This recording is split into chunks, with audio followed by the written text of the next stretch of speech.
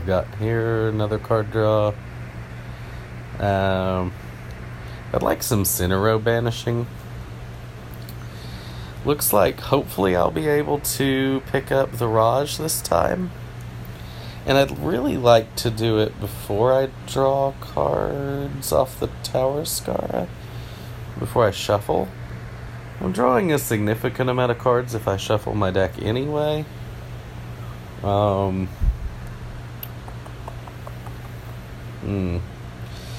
Sort of a hard call. I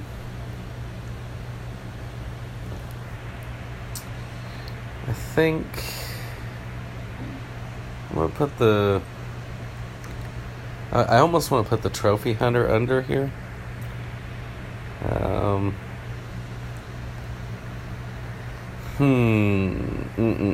Okay, so I could take the Stone Circle Elder instead, which might gain me some value, uniting my Lifebound card.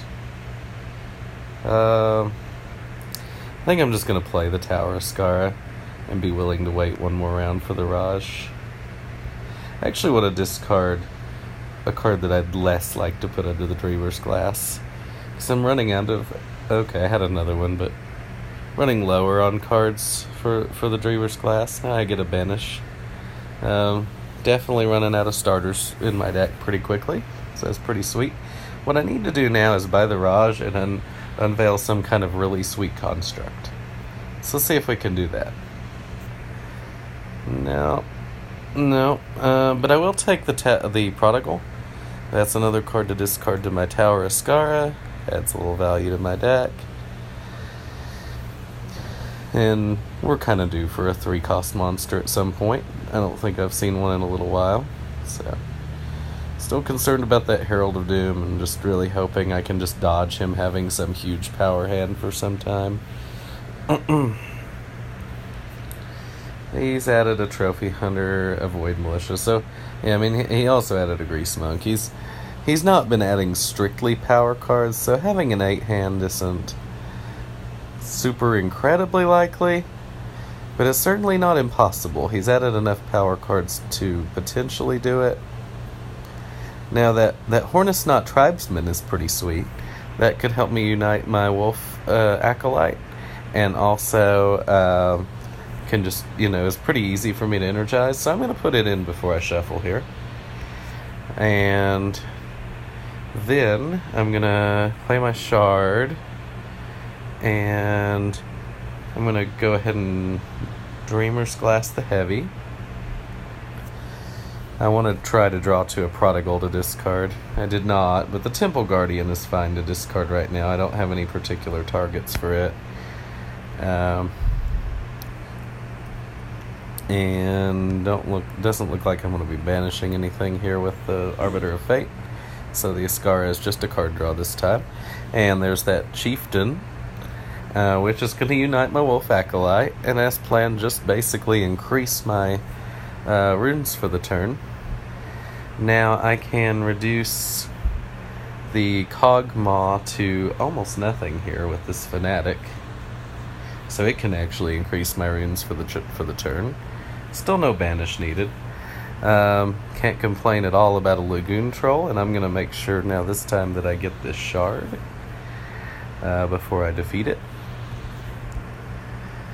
And now I get to energize my Ogo Demon Trap. Now the Azarax is, it's not guaranteed that I can energize it, but if I do, it is 6 power. That is a lot, and I could maybe beat a Herald of Doom. Feels like the big game kind of play that I would want to go for at this stage where I've been banishing so much and also been concerned about the Herald of Doom. And I think the Reality Sculptor has a lot of pretty decent targets. The Wolf Acolyte, the Chieftain, even the Trophy Hunter, potentially. So I'm going to take it. And I may be down to 1 or 2 more turns left here, depending on what he's able to do.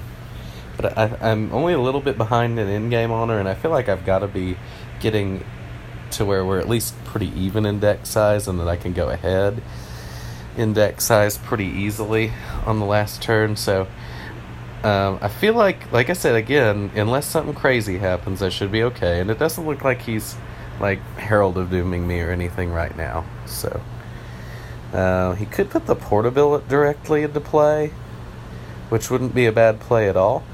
I don't know what the odds are of drawing a card turning into, like 3 more power for him this turn. If it does, it's certainly concerning. Luckily for me, it did not do that. So, I mean, it's going to be able to knock out a construct, but that's, not really the biggest deal at this point. So, gets to trigger the Soul Assassin. It's definitely getting some sweet value off those cards. Okay. So I may even have 2 more turns. Not in really a lot of hurry to take the honor pool here. So I only have 2 options for my lowest construct. The least useful is the wormhole right now. Although it's almost tempting to destroy the demon trap to avoid taking 3 honor. Because I don't want to end the game this turn necessarily.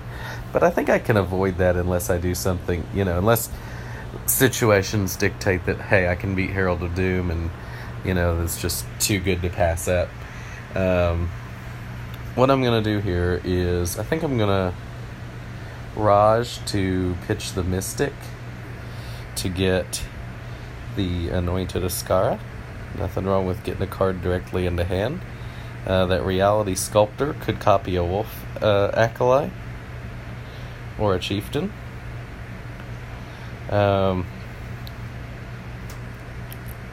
There's the Azarac. So, yeah, I would like, before I beat the Herald of Doom, to draw as much as I can. Because I do have a lot of shards. I might be able to energize the Herald of Doom and defeat the entire center row. So, that would be better than just getting 1 card. So I'm going to put the Reality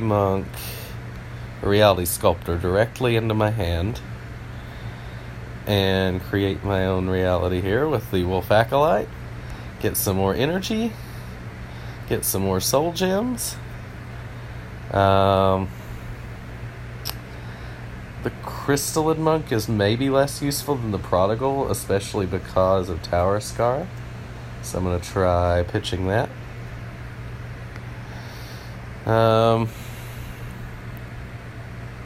I was not even able actually to get up to enough power to defeat the Herald of Doom. I can beat the Ackham though, and that should be fine. I'd like to get the Sabra too. Pretty good chance I can draw to that. The Ackham does not end the honor pool, which is cool for me. I could beat the Cackling Jackal, but that would end the honor pool. Okay, so he's conceded the game. So because of that, I will just go ahead and end the game this turn. I really think that I've won at this point, but my strategy was going to be to wait another turn, because I feel like, even if I'm ahead right now, the only thing that's going to happen if I wait another turn is extend the lead. I guess the fear being that, he could defeat Herald of Doom. As long as he doesn't energize it, my next turn still may be way better than his turn. So, but I will go ahead and end the game just to show that, like I said, I think I'm ahead either way. I think that, either way we're fine here. So, let's see, it was nice enough at least to concede while I was still playing the turn. I guess I will take the Cackling Jackal as kind of a, that would be the highest value play if I wasn't concerned about ending the honor pool. And so I'll be popping that. And I want to make sure that I get the Kog'Maw 2 out of it in case for some reason the event changes. So, because I want to put the Beast Staff into play. And now I want to beat the Lagoon Troll. And then I get to beat another Lagoon Troll. So, things clearly going pretty well here. I was really trying, maybe just as a make it a little more epic kind of thing to set up to beat that Herald of Doom and energize it, but what can you do? I don't think I'm going to be able to Soul Gem out of this turn, so I'll discard. Yeah, I just want to be able to draw one more card here and see what happens. And I definitely want to activate the Beast Staff is, very likely to hit a shard. So maybe I just actually buy. Let's see. Okay, well, I'm gonna get a free roll with it basically. So, hey, we hit for 3, and that's it. All right, yeah. So that's a pretty significant honor lead. I will say that that probably points to the commentary there shows probably some of my one of my weaknesses, I guess, as a player. I've noticed that some players are able to kind of keep count during the game, at least of what their opponent has in their deck, and then so you could just easily count your own deck, and then you would know whether you were ahead or not. A lot of situations it doesn't come up, and you just have to play for the maximum value that you can get anyway. And if I was playing first and I knew that his turn was last, there would be no hesitation to go ahead and finish the honor pool if you're that close. You just want max value because he's probably going to end the honor pool.